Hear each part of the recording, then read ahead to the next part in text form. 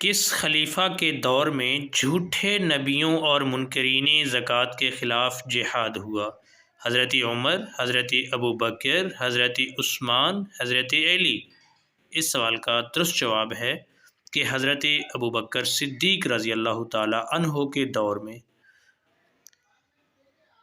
آج بھی دنیا میں 20 سے زیادہ ممالک کی زبان ہے: اردو، عربی، فارسی یا ہندی؟ درست جواب ہے عربی۔ ہمارا اگلا سوال ہے، جس آیت میں دین اسلام کے بنیادی عقائد کا ذکر کیا گیا ہے، اس آیت کو کیا کہتے ہیں؟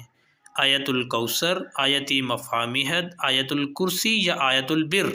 درست جواب ہے آیت البر۔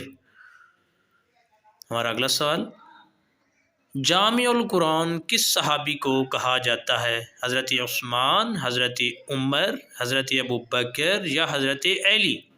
اس سوال کا درست جواب ہے کہ حضرت عثمان رضی اللہ تعالی عنہ کو جامع القرآن کہا جاتا ہے۔ ہمارا اگلا سوال ہے، قرآن مجید کی روح سے عزت کا معیار کیا ہے؟ عہد، تقوی، قدیم یا تقدیم؟ اس سوال کا درست جواب ہے تقوی۔